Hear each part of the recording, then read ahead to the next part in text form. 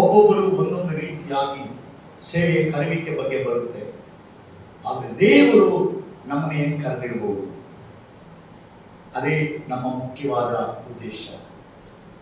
ಆ ದೇವರ ಕರೆ ನಮಗೆ ಏನ್ ಬಂತು, ದೇವರು ಹೇಗೆ ನಮ್ಮನ್ನು ಕುರಿತು ಡಿಸೈಡ್ ಮಾಡಿದ್ರು ಅನ್ನುವ ಕುರಿತು ಒಂದು ವಚನ ಭಾಗದಿಂದ ಆರಂಭ ಮಾಡೋಣ. ಲೂಕನ ಸುವಾರ್ತೆ 5ನೇ ಅಧ್ಯಾಯದಲ್ಲಿ ನಾವು ಇಲ್ಲಿ ಕಾಣೋಣ. 6ನೇ ಅಧ್ಯಾಯ 12ನೇ ವಚನ. ಲೂಕ ಸುವಾರ್ತೆ 6ನೇ ಅಧ್ಯಾಯ 12ನೇ ವಾಕ್ಯವನ್ನು ತೆಗೆದುಕೊಳ್ಳೋಣ. ಈ ವಚನವನ್ನು ಒಬ್ಬರು ಓದಿ. ಆ ದಿವಸಗಳಲ್ಲಿ ಆತನು ಪ್ರಾರ್ಥನೆ ಮಾಡುವುದಕ್ಕಾಗಿ ಬೆಟ್ಟಕ್ಕೆ ಹೋಗಿ ರಾತ್ರಿಯನ್ನೆಲ್ಲ ಪ್ರಾರ್ಥನೆಯಲ್ಲಿ ಕಳೆದನು. ಮುಂದೆ ಬೆಳಗಾದ ಮೇಲೆ ಆತನು ತನ್ನ ಶಿಷ್ಯರನ್ನು ಹತ್ತಿರಕ್ಕೆ ಕರೆದು ಅವರಲ್ಲಿ 12 ಮಂದಿಯನ್ನು ಆರಿಸಿಕೊಂಡು ಅವರಿಗೆ ಅಪೊಸ್ತಲರಂತ ಹೆಸರಿಟ್ಟನು. Amen. Praise the Lord. Hallelujah. ಇಲ್ಲಿ ಗಮನ ಕೊಡಿ. ಯೇಸುಸ್ವಾಮಿ ತನ್ನ ಸೇವೆ ಮಾಡುವಾಗ, ತನ್ನ ಸೇವೆ ನಂತರ, ತನ್ನ ನಂತರ ಈ ಸೇವೆಯನ್ನು ತೆಗೆದುಕೊಂಡು ಹೋಗುವ ಮನುಷ್ಯ ಬೇಕು. ನಾನು ಆರಂಭಿಸಿದ ಸೇವೆ ನನಗೆ ಕೊನೆಯಾಗಬಾರದು. ನಾನು ಆರಂಭಿಸಿದ ಸೇವೆ, ನಾನು ಆರಂಭಿಸಿದ ಇಸ್ರಾಯೇಲ್ ದೇಶ ಯೆರೂಸಲೇಮಿನಲ್ಲಿ ಮಾತ್ರವೇ ನಿಲ್ಲಬಾರದು. ಯೆರೂಸಲೇಮಿನಿಂದ ಬಿಟ್ಟು ಭೂಮಿಯ ಕಟ್ಟ ಕಡೆಯವರೆಗೂ ಈ ಸೇವೆ ಹರಡಬೇಕು. ಭೂಮಿಯಲ್ಲಿರುವ ಕಟ್ಟ ಕಡೆಯ ಮನುಷ್ಯ, ಸಾವಿರಾರು ಭಾಷಿಕರು, ಲಕ್ಷಾಂತರ ಕಿಲೋಮೀಟರ್ಗಳ ದೂರ, ಲಕ್ಷಾಂತರ ಹಳ್ಳಿಗಳು, ಲಕ್ಷಾಂತರ ದೇಶಗಳು, 100 ಕೋಟಿಯ ಜನಗಳ ನಡುವೆ ಈ ಸೇವೆ ಮುಂದುವರಿಯಬೇಕು. ಇದು ನನಗೆ ಕೊನೆ ಆಗಬಾರದು. ಹಾಗಾದ್ರೆ ಈ ಸೇವೆ ಮಾಡಲಿಕ್ಕೆ ತಕ್ಕ ಮನುಷ್ಯ, ಸೇವೆ ಮಾಡಲಿಕ್ಕೆ ಒಬ್ಬ ತಕ್ಕ ವ್ಯಕ್ತಿ, ಆ ಪರ್ಸನ್, ಆ ವ್ಯಕ್ತಿಗೆ ಈ ಸೇವೆನ ನಾನು ಹಂಚಿಕೊಟ್ಟು ಅವ್ರನ್ನ ರೆಡಿ ಮಾಡಿ ಈ ಸೇವೆ ಒಳಗೆ ಕರ್ಕೊಂಡು ಬರಬೇಕು ಅನ್ನುವುದೇ ಯೇಸು ಕ್ರಿಸ್ತನ ಉದ್ದೇಶ. ಆಗ ಆರಿಸಲಿಕ್ಕೆ ಬೇಕಾದ್ರೆ ಒಬ್ಬ ಸಾಧಾರಣ ಮನುಷ್ಯ ಈ ಕೆಲಸ ಮಾಡಕ್ಕಾಗಲ್ಲ. ಒಬ್ಬ ಬುದ್ಧಿವಂತ ಈ ಸೇವೆ ಮಾಡಕ್ಕಾಗಲ್ಲ. ಒಬ್ಬ ಹಣವಂತ ಈ ಸೇವೆ ತಗೊಳಕ್ಕಾಗಲ್ಲ. ಒಳ್ಳೆ ನೋಡಲಿಕ್ಕೆ ಸೌಂದರ್ಯ ಉಳ್ಳವನು ಈ ಸೇವೆ ಮಾಡಲು ಆಗಲ್ಲ. ಆದರೆ ತಂದೆಯಾದ ದೇವರ ಚಿತ್ತಕ್ಕೆ ಅನುಸಾರವಾಗಿ ಕರೆಯಲ್ಪಟ್ಟ ಒಬ್ಬನೇ ಈ ಸೇವೆ ಮಾಡಲು ಸಾಧ್ಯ. ಆಗ ತಂದೆಯಾದ ದೇವರ ಸನ್ನಿಧಾನದಲ್ಲಿ ಇಡೀ ರಾತ್ರಿವೆಲ್ಲ ಪ್ರಾರ್ಥನೆಯಲ್ಲಿ ಕಳೆದನು. ಇಡೀ ರಾತ್ರಿಯೆಲ್ಲ ಬೆಟ್ಟದಲ್ಲಿ ಕುತ್ಕೊಂಡು ತಂದೆಯಾದ ಯೆಹೋವ ದೇವರ ಮುಂದೆ ಪ್ರಾರ್ಥನೆ ಮಾಡುತ್ತಾ ಪ್ರೇಯರಲ್ಲಿ ಸಮಯವನ್ನು ಕಳೆದಾಗ, ಆಗ ಮುಂಜಾನೆ ಎದ್ದ ಮೇಲೆ, ಆ ಪ್ರಾರ್ಥನೆ ಮುಗಿದ ಮೇಲೆ ದೇವರು ಯಾರ್ಯಾರನ್ನ ಈ ಸೇವೆಗೆ ನೇಮಿಸಬೇಕು, ಕರೆಯಬೇಕು ಎಂಬುದಾಗಿ ಆತನು ತೀರ್ಮಾನಿಸಿದನೋ, ಆತನ ಚಿತ್ತಕ್ಕೆ ಅನುಸಾರವಾಗಿ 12 ಜನವನ್ನ ಆರಿಸಿಕೊಂಡು ಅವರಿಗೆ ಅಪೊಸ್ತಲರೆಂದು ಹೆಸರಿಟ್ಟನು. ಇವತ್ತು ನೀನು ನಾನು ಸೇವೆಗೆ ಬರಬೇಕಾದ್ರೆ ಕರ್ತನು ನಿನಗಾಗಿ ನನಗಾಗಿ ಪ್ರಾರ್ಥನೆ ಮಾಡಿದಾಗೆ. ಇದು ನಮ್ಮ ನೆನಪಿಗೆ ಸ್ವಲ್ಪ ನಮ್ಮ ಜ್ಞಾನದಿಂದ ನಾವು ಬರಲಿಲ್ಲ, ಅಥವಾ ನಾವು ಕ್ರೈಸ್ತ ಕುಟುಂಬದಲ್ಲಿ ಹುಟ್ಟಿದವರು ಅಂತ ಇದಕ್ಕೆ ಬರಲಿಲ್ಲ, ಅಥವಾ ನಾವು ಓದಿದ ಮನುಷ್ಯ ಎಂಬುದಾಗಿ ಇದಕ್ಕೆ ಬರಲಿಲ್ಲ. ದೇವರು ಆತನ ಪರಲೋಕ ದೇವರ ತಂದೆಯಾದ ದೇವರ ಚಿತ್ತಕ್ಕೆ ಅನುಸಾರವಾಗಿ ನಡೆಸಲ್ಪಡುವ ಒಬ್ಬ ಸೇವಕನಾಗಿರಬೇಕು ಎಂಬುದಾಗಿ ಆತನ ಪ್ರಾರ್ಥನೆಯಲ್ಲಿ ಕಳೆದನು. ದೇವ ಸಮೂಹದಲ್ಲಿ ಕಳೆದಾಗ ಆಗ ದೇವರು ಮುಂತಿಳಿಸಿದವರು, ದೇವರಿಂದ ಗುರುತಿಸಲ್ಪಟ್ಟವರನ್ನ ಮಾತ್ರವೇ ಈ ಸೇವೆಗೆ ರೆಸ್ಪಾನ್ಸಿಬಲ್, ಜವಾಬ್ದಾರಿ ಉಳ್ಳವನಾಗಿ ಬರುವುದಕ್ಕೆ ದೇವರು ತೀರ್ಮಾನಿಸಿ ಕರೆದನು. ಆಗ ಒಂದು ಸೇವೆಗೆ ಬರುವ ಮನುಷ್ಯ, ಸೇವೆಯನ್ನ ಮಾಡುವ ಮನುಷ್ಯನು ಬಹಳ ಜವಾಬ್ದಾರಿಕೆ ಉಳ್ಳವನಾಗಿರಬೇಕು ಅನ್ನುವುದೇ ದೇವರ ಚಿತ್ತ. ಆದ್ರೆ ದೇವರು ಆರಿಸಿಕೊಂಡವ ಮನುಷ್ಯ, ಅವನು ವಿದ್ಯಾವಂತನೋ, ಅವನ ಜ್ಞಾನಿಯೋ, ಹಣವಂತನೋ, ವಾಕ್ಚಾತುರ್ಯ ಉಳ್ಳವನೋ, ಅವನ ಬ್ಯಾಕ್ಗ್ರೌಂಡೋ, ಅವನಿಗೆಲ್ಲವೂ ಇದೆ, ಅವನನ್ನು ನೋಡಿ ಆರಿಸಲಿಲ್ಲ. ಆಗ ದೇವರು ಮುಂತಿಳಿಸುವಾಗ ಯಾವುದಕ್ಕೂ ಈ ಲೋಕಕ್ಕೆ, ಈ ಗಣನೆಗೆ, ಈ ಸಮಾಜಕ್ಕೆ, ಕುಟುಂಬಕ್ಕೆ, ಈ ಲೌಕಿಕವಾದ ಜೀವನಕ್ಕೆ ಬೇಡವಾದಂತಹ ಒಬ್ಬ ವ್ಯಕ್ತಿಯನ್ನ ದೇವರು ಆರಿಸಿದರು. ಕಳೆದಂತ ವರ್ಷದಲ್ಲಿ ತಮಿಳುನಾಡಲ್ಲಿ ಜೆಮ್ಸ್ ಮಿಷನರಿ ಮಿಷನ್ ಸಂಸ್ಥೆಯ ಸಂಸ್ಥಾಪಕರಾದ ಡಾಕ್ಟರ್ ದಯಾನಂದಂ ತೀರೋಗ್ಬಿಟ್ರು. ಆ ದಯಾನಂದಂ ಅವರನ್ನ ದೇವರು ಸೇವೆಗೆ ಕರೆಯುವಂತ ಸಮಯ, ಅವರನ್ನು ಫ್ಯಾಕ್ಟರಿಯಲ್ಲಿ ಕೆಲಸ ಮಾಡ್ತಿದ್ರು. ಆಗ ಕರ್ತನು ಹೇಳೋರಂತೆ, ನೀನು ನನ್ನ ಸೇವೆಗೆ ಬರಬೇಕು. ಅವ್ರು ಹೇಳಿದ್ದೆ, ಸ್ವಾಮಿ 2 ಮಕ್ಕಳಿದ್ದಾರೆ, ನನ್ನ ಕುಟುಂಬ ಹೀಗಿದೆ, ಬರೋದೇ ಸಂಪಾದನೆ ಕಡಿಮೆ. ಆ ಕಾಲದ ಸಂಪಾದನೆ ಎಲ್ಲ 200 ರೂಪಾಯಿ ತಿಂಗಳ ಸಂಬಳ ಬಂದ್ಬಿಟ್ರೆ ಈ ಮಕ್ಕಳು ಹೆಂಗೆ ಅಂದ್ರೆ, ಇಲ್ಲ ನೀನ್ ಬರಲೇಬೇಕು, ನಾನು ನಡೆಸುವವನು. ಆಗ 2 ಸಾರಿ 3 ಸಾರಿ ದೇವರು ಮಾತಾಡಂತೆ. 3ನೇ ಸಾರಿ ಫ್ಯಾಕ್ಟ್ರಿಗೆ ರಿಸಲ್ಟ್ ಕೊಟ್ಟು ಅವರ ಮ್ಯಾನೇಜರ್ಗೆ ರಿಸಲ್ಟ್ ಲೆಟರ್ ಕೊಟ್ಟರಂತೆ. ಅವ್ರು ಕೇಳದೆ, ರಿಸಲ್ಟ್ ಕೊಟ್ಟು ಎಲ್ಲೋ ಹೋಗ್ತೀಯಾ, ಹೊಟ್ಟೆ ಊಟಕ್ಕೆ ಏನ್ ಮಾಡ್ತೀಯಾ ಅಂದ್ರೆ, ಇಲ್ಲ ಕರ್ತನು ನನ್ನ ಕರೀತಿದ್ದಾರೆ ಸೇವೆಗೆ. ಕರ್ತನು ಕರೀತಾರಂತೆ. ರೋಡಲ್ಲಿ ಅಲ್ಲೇಲೂಯ್ಯ ಅಲ್ಲೇಲೂಯ್ಯ ಹಾಡಾಡ್ತಾ ಇದಾರಲ್ಲ, ಆ ಮಾಡ್ಕೊಂಡು ಹೆಂಡತಿ ಮಕ್ಕಳನ್ನ ಬೀದಿಯಲ್ಲಿ ಬಿಡ್ತೀಯಾ ಅನ್ನಂತೆ. ನೋ, ನಾನು ದೇವ್ರು ಬಿಡಲ್ಲ, ಅವ್ರಿಗಾಗಿ ಹೋಗ್ತೇನೆ, ಅವ್ರು ಕರೀತಿದ್ದಾರೆ. ಸರಿ ಹೆಂಗೋ ಹೋಗು. ಆಗ ಹೊರಗಡೆ ಬಂದು 2 ದಿನ ಕೆಲ್ಸಕ್ಕೆ ಹೋಗಿಲ್ಲ, ಹೆಂಡತಿಗೆ ಹೇಳೇ ಇಲ್ಲ ಕೆಲಸ ರಿಸೈನ್ ಮಾಡದೆ. ಆಗ 2 ದಿನ ಕಳೆದ ಮೇಲೆ ಹೆಂಡತಿ ಯಾಕೆ ಕೆಲ್ಸಕ್ಕೆ ಹೋಗದೆ ಇಲ್ಲ, ಮನೇಲಿ ಇದ್ರಿ, ಏನ್ ಸಮಾಚಾರ? ಆಗ ಹೇಳಿದೆ, ನಿಮ್ಮೊಂದು ವಿಷಯ ಹೇಳ್ಬೇಕಾಯ್ತು, ಹೇಳಿಲ್ಲ, ಕೋಪಿಸ್ಕೊಳ್ಳಲ್ವೇ? ಏನು ಅಂದ್ರಂತೆ, ನಾನು ಕೆಲಸ ರಿಸೈನ್ ಮಾಡ್ಬಿಟ್ಟೆ. ಕೆಲಸ ರಿಸೈನ್ ಮಾಡಿದೆ. ಯಾಕೆ?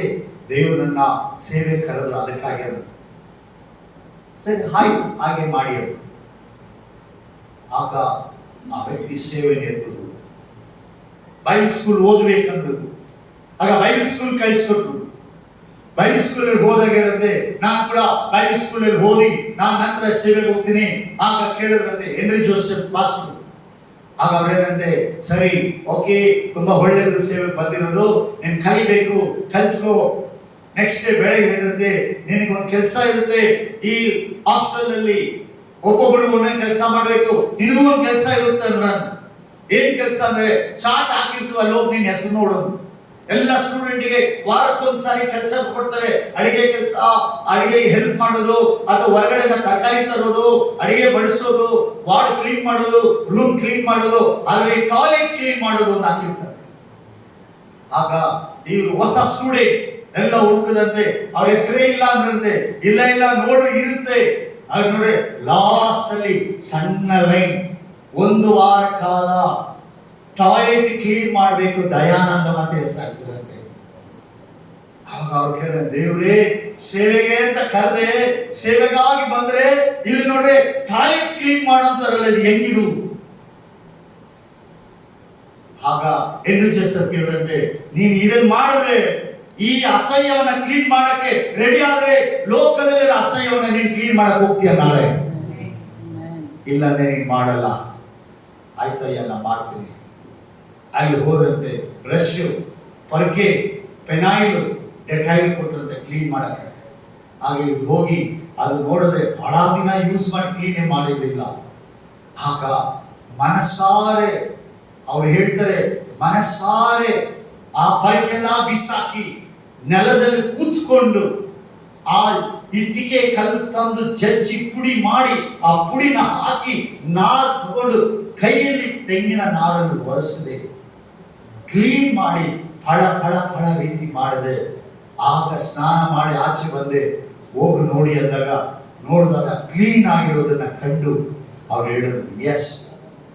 ಅಲ್ಲಿ ಮುಗಿಸಿದ ಮೇಲೆ ಸೇವೆಗೆ ಬಂದು ಹಿಡಿದು ಪ್ರಾರ್ಥನೆಗೆ ದೇವರಿಗೆ ಕೊಡುವಾಗ ದೇವರು ಹೇಳ್ತಾರೆ, ನನ್ನನ್ನು ಕುರಿತು ಉತ್ತರ ಭಾರತದಲ್ಲಿ ಸೇವೆಯೇ ಇಲ್ಲ, ಜನಗಳು ನಶಿಸಿ ಹೋಗ್ತಾ ಇದ್ದಾರೆ, ಅಲ್ಲಿ ಸೇವೆ, ನಿನ್ನ ಮಿಷನ್ ವರ್ಕ್ ಆರಂಭಿಸು ಅಂದಾಗ, ಆಗ ಬಿಹಾರ್ ರಾಜ್ಯಕ್ಕೆ ಮಿಷನರಿ ಆಗಿ ಸೇವೆಯನ್ನು ಆರಂಭಿಸಿದರು. ಹಲ್ಲೆಲೂಯಾ. ಮಿಷನರಿ ಆಗಿ ಕೆಲಸ ಆರಂಭಿಸಿದ್ರು. ಕಳೆದಂತ ದಿನಗಳಲ್ಲಿ ಸತ್ತೋದ್ರು. ಅವರು ಸಾಯುವಾಗ ಹೇಳ್ತಾರೆ, ಆವತ್ತು ದಿವಸ ಸೇವೆಗೆ ನಾನು ಕರೆಯಲ್ಪಟ್ಟಾಗ ನಾನು 3 ಸಾರಿ SLC ಫೇಲ್ ಆದವನು, 200 ರೂಪಾಯಿ ಸಂಬಳದಲ್ಲಿದ್ದವನು. ಆದರೆ ಯೆಹೋವ ದೇವರು ನಂಬಿಗಸ್ತ ನಾನು ಅಂತ ನನ್ನ ಕರೆದು ಈ ಮಹಾ ದೊಡ್ಡ ಸೇವೆಯನ್ನು ಕೊಟ್ಟರು. ಈ ಮಿಷನರಿಯಾಗಿ ಇಡೀ ಬಿಹಾರಲ್ಲಿ ಸೇವೆ ಮಾಡಿ ಮುಗಿಸುವಾಗ 700 ಚರ್ಚ್ಗಳನ್ನು ಸ್ಥಾಪನೆ ಮಾಡಲಿಕ್ಕೆ ನನ್ನ ದೇವರು ನಡೆಸಿದರು. 700 ಸಭೆಗಳನ್ನು ಕಟ್ಟಿದೆ. 2000ಕ್ಕೂ ಮೇಲಾದ ಸೇವಕರನ್ನು ಎಬ್ಬಿಸಿದೆ. ಇವತ್ತು ನನ್ನ ಓಟ ಮುಗಿಯಿತು. ನನ್ನ ಪ್ರೀತಿಯ ಸೇವಕರೇ, ಜೊತೆ ಸೇವಕರೇ, ದೇವರು ನಿನ್ನನ್ನು ನಮ್ಮನ್ನು ಕರೆಯುವುದಾದರೆ ಸುಮ್ಮನೆ ಕರೆಯೋದಿಲ್ಲ. ಏನೋ ಕಾಟಾಚಾರಕ್ಕೆ ಯಾರಿಲ್ಲ ಸೇವೆ ಮಾಡಕ್ಕೆ ಬಾರಯ್ಯ ನೀನು, ಇದು ಯಾರಿಲ್ಲ ಬಾ ನೀಗ 2 ವೇಳೆ ಊಟ ಕೊಡ್ತೀನಿ ಬಾ ಅಂತ ನಮ್ಮನ್ನ ಕರೆಯಲ್ಲ. ಆತನು ನಮ್ಮನ್ನ ಕುರಿತು ಒಂದು ದೊಡ್ಡ ಯೋಚನೆ ಇಟ್ಟಿದ್ದಾನೆ. ಪ್ರತಿಯೊಬ್ಬ ಸೇವಕ, ಪ್ರತಿಯೊಬ್ಬ ಮಿಷನರಿ, ಪ್ರತಿಯೊಬ್ಬ ಮಿಷನ್ ವರ್ಕ್ ಮಾಡುವ ಸೇವಕನ ಕುರಿತು ದೇವರು ಒಂದು ದೊಡ್ಡ ವಿಷನ್, ಆತನ ಒಂದು ಯೋಚನೆಯ ದರ್ಶನವನ್ನು ಇಟ್ಟುಕೊಂಡೇ ಈ ಸೇವೆಗೆ ಒಬ್ಬನ ಕರೆಯೋದು. ನಾವು ಆರಂಭದಲ್ಲಿ ಆತನ ಕರೆಯುವಿಕೆಗೆ ಕಿವಿ ಕೊಡ್ತೇವೆ, ಆತನ ವಚನಕ್ಕೆ ವಿಧೇಯರಾಗ್ತೇವೆ, ಆತನ ಸತ್ಯಕ್ಕೆ ಒಪ್ಪಿಸುತ್ತೇವೆ. ಕಾಲಾಂತರಗಳು ಬರ್ತಾ ಬರ್ತಾ ಬರ್ತಾ ದೇವರ ಸೇವೆ, ದರ್ಶನ, ಆತನ ಸ್ವರ, ಆತನ ವಚನ ನಮ್ಮ ಜೀವಿತದಲ್ಲಿ ಸತ್ತೋಗುತ್ತೆ. ಸತ್ತ ಡೆಡ್ ಬಾಡಿ ಆಗಿ ಇವತ್ತು ಸಭೆಗಳಿದ್ದಾವೆ. ಸತ್ತು ಹೋದ ಸೇವಕರುಗಳು ಸಾಕಷ್ಟು ಇದ್ದಾರೆ. ಅವರಿಗೊಂದು ದರ್ಶನವಿಲ್ಲ, ಅವರ ಕರೆಯಲ್ಪಟ್ಟ ದೇವರ ಗುರಿ ಇಲ್ಲ, ಅಳಿದು ಹೋಗುವ ಆತ್ಮದ ಭಾರವಿಲ್ಲ. ದಿನಕ್ಕೆ 1000 ಜನ ಸಾಯ್ತಾ ಇದ್ದಾರೆ, ದೇಶಗಳು ಹತ್ತು ಉರಿತಾ ಇದೆ, ಆತ್ಮಗಳು ಯೇಸುವಿನ ಅರಿಯದೆ ಅಳಿದು ಹೋಗ್ತಾ ಇದೆ. ಆ ಭಾರವಿಲ್ಲದವರಾಗಿ ಆತ್ಮಿಕದಲ್ಲಿ ಸತ್ತು ಹೋದ ಸೇವಕರಿದ್ದಾರೆ. ಇವತ್ತು ನಿಮ್ಮ ಸೇವೆ ಹೇಗಿದೆ? ನಮ್ಮ ಕರೆಯುವಿಕೆಗೆ ದೇವರು ನಮ್ಮನ್ನ ಕರೆದಂತಹ ವೇಳೆಗಳಲ್ಲಿ ನಾವು ಹೇಗೆ ಕಂಡೆವು? ದೇವರ ಸೇವೆ ಹಣ ಮಾಡೋದಕ್ಕೋ, ಮನೆ ಕಟ್ಟೋದಕ್ಕೋ, ಬಿಲ್ಡಿಂಗ್ ಮಾಡಕ್ಕೋ, ಒಂದು ಚರ್ಚು ಮನೆ ಮಾಡಿಬಿಟ್ರೆ ಸಾಕು, 30-40 ಸೈಟ್ ಇದ್ರೆ ನನ್ನ ಸೇವೆ ಮುಗಿಯಿತು. ನಾವು ಹಣ ಮಾಡಕ್ಕೆ ಸೇವೆ ಅಲ್ಲ, ಆತ್ಮನ ಆದಾಯ ಮಾಡಕ್ಕೆ ಸೇವೆ. ಹಣ ಮಾಡುವುದಾದ್ರೆ ಲೋಕದಲ್ಲಿ 1000 ದಾರಿ ಇದೆ. ಸಂಪಾದನೆ ಮಾಡಬೇಕಾದ್ರೆ ಪ್ರಪಂಚದಲ್ಲಿ ಹೇರಾಳವಾದ ಕೆಲಸಗಳಿದೆ. ಆದರೆ ದೇವರ ರಾಜ್ಯಕ್ಕೆ ಆ ಕೆಲಸದವನು ಬೇಡ. ಈ ಪಟ್ಟಣ, ಇವತ್ತು ಈ ಪಟ್ಟಣದಲ್ಲಿ 100 ಸೇವಕರಿದ್ದೇವೆ. ಈ ಪಟ್ಟಣಕ್ಕಾಗಿ ಎಷ್ಟು ರಾತ್ರಿ ಹತ್ತಿದ್ದೀವಿ, ಎಷ್ಟು ರಾತ್ರಿ ಈ ಪಟ್ಟಣದ ಜನರಿಗಾಗಿ ದೇವರ ಮುಂದೆ ಕಣ್ಣೀರು ಸುರಿಸಿದ್ದೇವೆ. ಎಷ್ಟು ಹಳ್ಳಿಗಳಿದ್ದಾವೆ, ಎಷ್ಟು ಹಳ್ಳಿನ ಸಂಧಿಸಿದ್ದೇವೆ, ಒಂದು ಕಾಲಕ್ಕೆ ಪ್ರಾರ್ಥಿಸಿದ್ದೇವಾ? ಈ ಪಟ್ಟಣದಲ್ಲಿ ಎಷ್ಟು ತಾಲೂಕುಗಳು, ಎಷ್ಟು ಗ್ರಾಮಗಳು, ಎಷ್ಟು 1000 ಜನಗಳಿದ್ದಾರೆ, ಎಂತೆಂತ ಜನಗಳು ವಾಸ ಮಾಡ್ತಾ ಇದ್ದಾರೆ. ಆ ಜನಗಳ ಕುರಿತು ಒಂದು ಭಾರ ಇದೆಯಾ? ನಮಗೆ ಆ ಭಾರ ಬರಬೇಕು. ನಮಗೆ ಭಾರ ಇಲ್ಲ ಅಂದ್ರೆ ಬೇರೆ ಯಾರಿಗೆ ಆ ಭಾರ ಬರುತ್ತೆ? ಆ ಕಲ್ವಾರಿ ಶಿಲುಬೆಯಲ್ಲಿ ತನ್ನ ಜೀವವನ್ನೇ ಮರಣವಾಗಿ ಕೊಟ್ಟ ಕ್ರಿಸ್ತನಿಗೆ ಆ ನೋವು ಇವತ್ತು ಸೇವಕರಾದ ಹೇರಾಳ ಮಂದಿಗೆ ಆ ನೋವಿಲ್ಲ.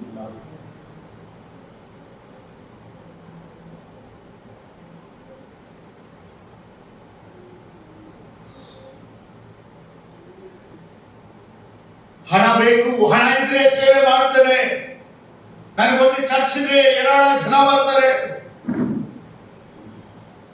ಹಣವು, ಚರ್ಚು, ಕಾಸು ಆತ್ಮನ ಕರ್ಕೊಂಡು ಬರಲ್ಲ. ಆತ್ಮಗಳಲ್ಲಿ ಹಾಗೆ ಭಾರ ಉಳ್ಳವರು ಮಾತ್ರನೇ ದೇವರು ಕಳಿಸುತ್ತಾರೆ. ಹಲ್ಲೆಲೂಯಾ.